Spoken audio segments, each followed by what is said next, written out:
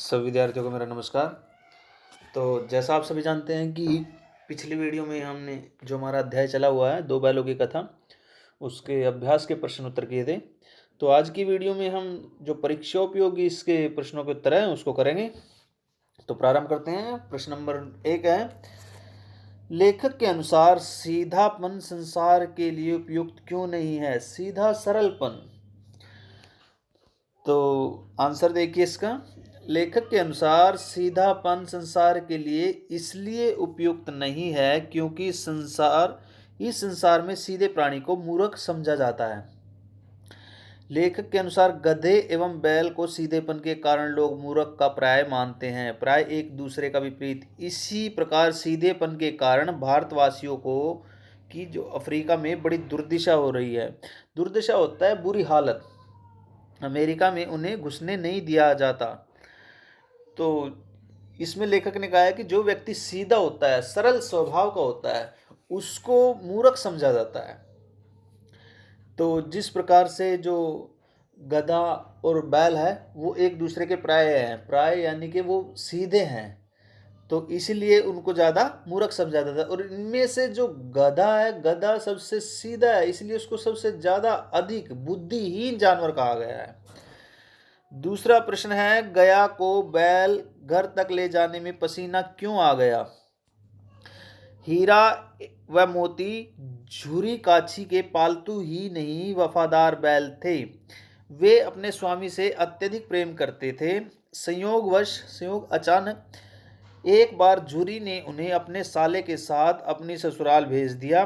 दोनों बैलों ने समझा कि उन्हें बेच दिया गया है, चूंकि वे झुरी का घर छोड़कर नहीं जाना चाहते थे। अतः वे रास्ते भर गया से बचकर भागने का प्रयास करते रहे। इसी कारण गया को बैल घर तक ले जाने में पसीना आ गया। जैसे ही उनको घर ले जाने की कोशिश करता तो वो उससे दूर दूर भागते। प्रश्न नंबर 3 है, हीरा मोती ने सांड को किस प्रकार पराजित किया? पराजित होता है हराना।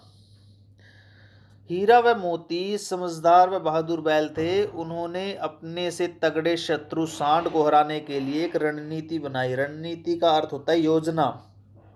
रणनीति के अनुसार हीरा ने सांड पर सामने से आक्रमण हमला तथा मोती ने पीछे से। चूंकि सांड किसी संगठित शत्रु से मुकाबला करने में अनुभवी नहीं था, संगठित ज्यादा हो जो जिसका समूह हो, अतः उनके आक्रमण से शीघ्र ही बौखला गया। उसने उन पर झल्लाकर आक्रमण करना चाहा, झल्लाकर क्रोध से, गुस्से से चाह कि पेट के एक तरफ मोती ने तथा दूसरी तरफ हीरा ने अपने सींग चुभोकर उसे घायल कर दिया तथा उसे वहां से भागने पर मजबूर कर दिया। इस प्रकार उन्होंने सांड को पराजित कर दिया, हरा दिया। बैलों ने मवेशी खाने के जानवरों को किस प्रकार स्वतंत्र कराया? स्वतंत्र आजाद। मवेशी खाने की दीवार कच्ची थी। हीरा ने अपने सींग मारकर दीवार की कुछ मिट्टी गिरा दी।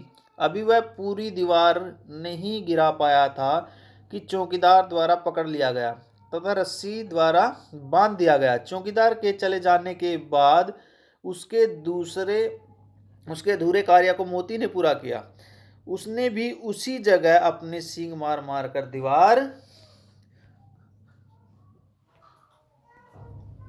गिरा दी जहां उससे पहले हीरा ने सींग मारे थे। दीवार गिरते ही मवेशी खाने के जानवर वहां से भाग निकले और स्वतंत्र हो गए, स्वतंत्र आजाद हो गए। प्रश्न नंबर 5 है, अंतिम प्रश्न है परीक्षा उपयोगी। हीरा मोती किस प्रकार पुनः अपने स्वामी झुरी के पास पहुंचे? पुनः दोबारा। मवेशी खाने में हुई नीलामी में एक दड़ियल व्यक्ति ने हीरा मोती को खरीद लिया। दड़ियल दाढ़ी वाला। वह उनको लेकर अपने घर जाने लगा कि परिचित खेत खलिहान देखकर हीरा मोती समझ गए कि यह वही रास्ता मार्ग है या राह है जिस पर से गया उनको लेकर गया था। कुछ दूर आगे चलने पर जब उन्हें अपना खेत व कुआं दिखाई दिया तो वे दड़ियल के हाथ से रस्सी छुड़ाकर अपने घर की ओर दौड़ पड़े। उन्हें घर के दरवाजे पर झुरी मिल गया। इस प्रकार वे पुनः अपने स्वामी झुरी के पास पहुंचे। तो ये परीक्षा उपयोगी प्रश्न थे।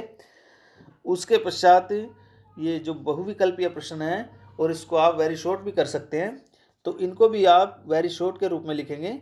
दो बैलों की कथा पाठ के लेखक का क्या नाम है, बताइए। तो दो बैलों की जो कथा है, कहानी है, उसके लेखक जो है मुंशी प्रेमचंद जी।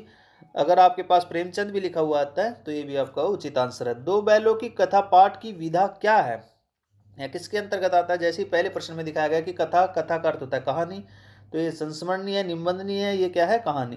प्रेमचंद की इस फिरनी में प्रधान पात्र कौन है, तो कौन है, बैल।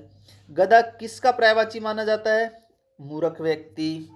गधा किस महीने में एक आध बार कुलेल कर लेता है, ये प्रश्न में भी आया था और अध्याय के प्रारंभ में भी आया था। वैशाख, वैशाख महीना होता है अप्रैल का महीना। प्रेमचंद के अनुसार बैल का स्थान निम्नलिखित में से किससे नीचा है, गधे से। कौन सी गाय अनायास ही सिंहनी का रूप धारण कर लेती है, सिंहनी शेरनी का रूप, अनायास, अचानक, ब्याई हुई। किस देश की एक ही विजय ने उसे संसार की सभ्य जातियों में गण्य बना दिया, जापान। गण्य, गण्य योग्य। गधा अपने किस गुण के कारण मूर्ख समझा जाता है, सीधापन। झूरी काछी के बैलों के क्या नाम थे, हीरा और मोती। झूरी के बैल किस जाति के थे, पछाई जाति के थे। बछिया का ताऊ का प्रयोग किस अर्थ में किया जाता है, मूर्ख। प्रेमचंद के जमाने में भारतवासियों को किस देश में घुसने नहीं दिया जाता था, अमेरिका। गया झूरी का क्या लगता था, साला।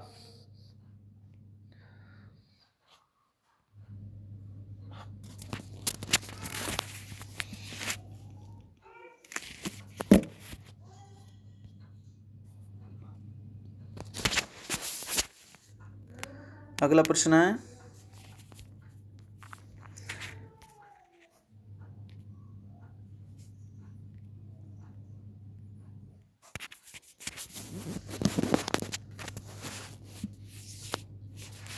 झूरी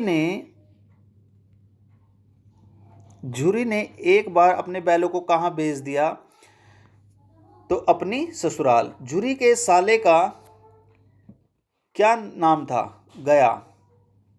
नन्ही बालिका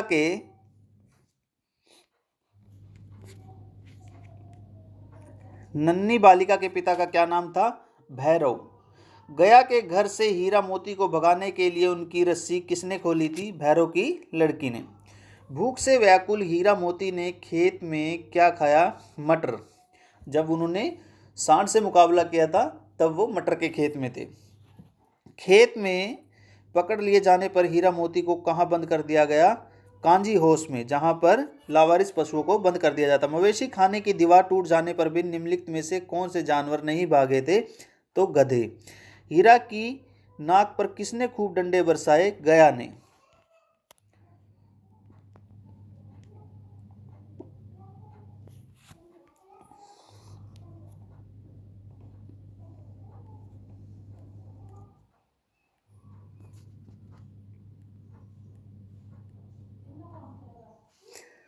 तो दीवार को बैलों में ने निम्नलिखित किस भावना में भरकर तोड़ा था, तो विद्रोह। इसका प्राय है बगावत। नीलामी में हीरा मोती को किसने खरीदा, एक दड़ियल व्यक्ति ने, दाढ़ी वाले व्यक्ति ने। हीरा ने मोती को गया की पत्नी पर सींग चलाने से मना क्यों कर दिया था, क्योंकि इसका बनेगा सी दोनों, क्योंकि वह एक औरत थी, और दूसरा है सी क्योंकि वह बहुत डरावनी थी। नहीं, इसका जो आंसर है क्योंकि वह एक औरत थी। गधे के चेहरे पर कौन सा स्थायी भाव सदैव मौजूद रहता है, तो विषाद भाव, उदासी का भाव। कैसे नमक हराम बैल हैं कि एक दिन भी काम न किया, किसका कथन है, झूरी की पत्नी का। तो मालकिन को ही न फेंक दूं, वही तो उस लड़की को मारती है, किसका कथन है, मोती का। गिरे हुए बैरी पर सींग न चलाना चाहिए, यह कथन किसका है, हीरा का। तो ये आपके वेरी शॉर्ट भी हैं और बहुविकल्पी भी हैं। तो इन प्रश्नों को सभी विद्यार्थी अपनी कॉपी पर राइट करेंगे। धन्यवाद।